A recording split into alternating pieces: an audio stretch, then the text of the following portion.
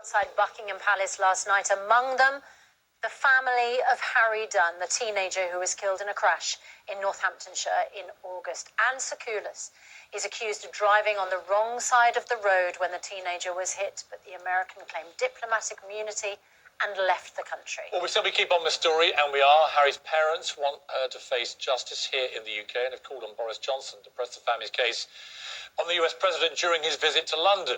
And joining us now is Harry's parents, Charlotte, Charles, and Tim Dunn, who's alongside their family spokesman, Radd. Welcome back to all of you. I wanted to start with a clip that Donald Trump said yesterday, directly relating to your case. Let's watch this. Well, you know, I had his parents up, and they're lovely people. And I've spoken to the woman who works for government, who has diplomatic immunity. And we're trying to work something out. Now, Charlotte, let me ask you this. You met the president in the Oval Office. You spoke directly to him about this. He's now saying we're trying to work something out. Do you believe that he's trying to work something out? And what is it you think that may be?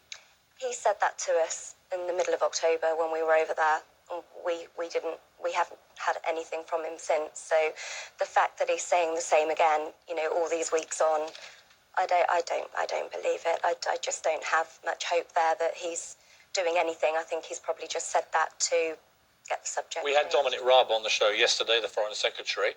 I know that Tim, when you went down there was this uncomfortable moment when you challenged him at one of his hustings things. We asked him about that and about your case again. Let's hear what he said.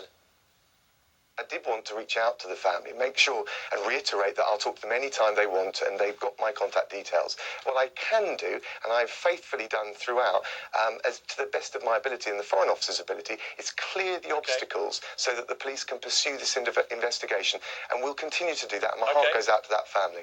All right, Tim, first thing first, do you have his contact details? I promise you, I have never had his contact details. None of you have been given? No. And you haven't either? No. So, is he lying? Well, yeah, because I promise you, I've seen him once in a meeting and once last Monday. You have no way, as we sit here, of contacting Dominic? No. Even though the statement says we can confirm after their meeting in October, contact details for the Foreign Secretary's office were given to the family. No, not to me. That's a different thing. There is, you know, we could contact the aides, but frankly, he's their foreign secretary. Why should they have to hunt him down for an update? He's representing them. How do you feel, Tim, when you tackled him at this hustings event? In fact, I think we can see the exchange now. It was an awkward moment. Yeah, I mean, I have a question with you, please. Mr. Dunn, Harry Dunn's father. Do you know what? I'm very happy to see you anytime, but I better go in there for the hustings. I'm really happy to come and see you anytime. Not right in front of the camera. It's not on. He wants to speak to you. Please, Mr. Radd. I don't speak to other people waiting, but I'm very happy to see you anytime. You've got my number. I don't have your number. No, I thought he should have stopped and talked to you. It would have been a better thing to do. I think he should have invited you into the meeting. I mean, it was extraordinary to hear him say, it's not on. Yeah.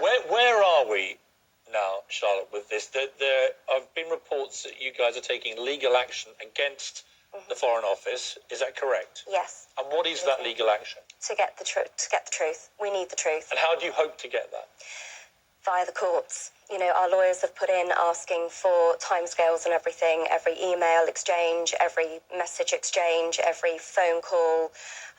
We want to know who made that decision for her to leave. Absolutely. To allow her use immunity to flee the country. Radd, let me ask you this. I mean, what Dominic Rabb was saying was, look, there is a police investigation that's ongoing. They are pursuing this, and we should let the police do their job. Piers, the police have done their job. They passed their file to the Crown Prosecution Service more than 4 weeks ago. Why is it taking so long? Susanna, quite. This is a simple road traffic collision. We all know that there are many other high-profile cases around, much more complex, with more fatalities involved, where charges have been brought within. But the complexity here, Charlotte, is that this involves diplomatic immunity, and it's not an easy thing, because clearly, I would imagine they're all very concerned about the precedent that may be set here, and that is what's taking the time. But the Crown Prosecution Service may come back, and they may say they're going to press charges against Anne Secoulis.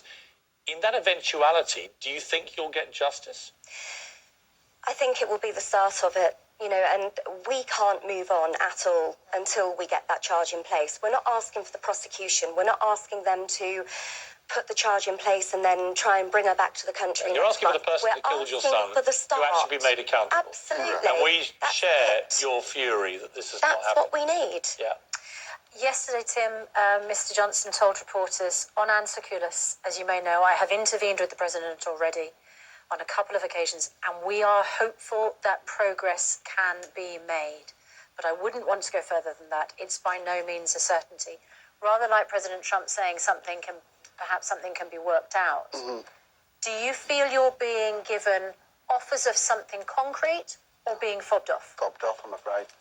I've no contact with Mr. Boris Johnson at all.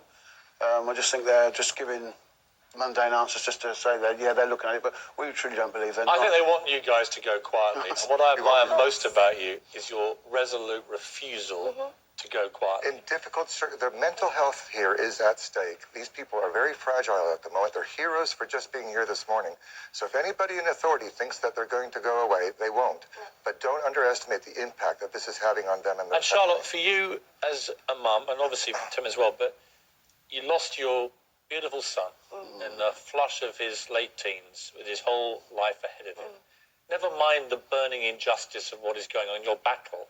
How are you dealing with the reality of him not being here? I don't think we are, really. Keeping our fight going all the time is like keeping him alive. But we have to keep fighting. Because if we don't, nobody else will. So it's really hard to accept he's not here. But we have to.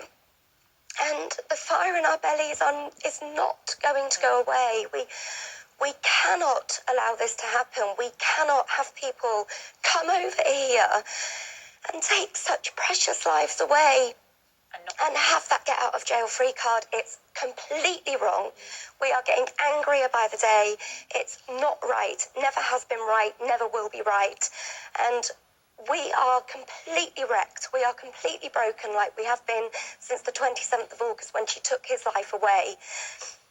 But the longer that they take to make this charging decision actually just makes us more determined to see it through. Because, yes, our mental health is at stake, but that won't stop us. They are hoping, I think, the longer they take to make this charging decision, whether the government is involved in telling them, take your time. They told the police to delay Let me tell you, Charlotte, she'd flown away. There's no way they can't charge. Correct. No, absolutely. If they don't, that is an abrogation of British justice and fair play. And you're not alone, because we are going to keep on this. This is why we keep wanting to come back on. And we'll keep doing this until you get justice. Thank you. Tim, I've got to ask you, your Christmas is coming. We're 3 weeks away. It'll be your first Christmas without your son. It's going to be, I would imagine, a horrible time for you as a family. The trouble is, it was Harry's favourite time of the year. Him and his brother Niall love Christmas. Being as we are separated with our families, they would get double the presents, they would get double the fun, double the Christmas dinner. They love Christmas, and it's going to be horrendous this year. I'm so sorry for you, and like I say, we're going to keep on this. Thank you. So we will keep the pressure on. We'll keep the pressure on the Foreign Office. We need that. We'll keep the pressure on President Trump. We will. Thank you so much. When I see him again, you. I'm going to put it directly to him. Yeah. I think you did move him when you went to see him. I think he genuinely, as a father, was moved by the emotion and passion you showed. I think also at his heart, he understands fair play. That was one of his kids. He wouldn't give up. I know he wouldn't. But he needs to turn the words, working something out, into action. Correct. Thank you for coming in. Thank you. We appreciate it. Stay strong. Keep fighting. We will. And we're with you, okay? Lovely. Thank you so much. So much.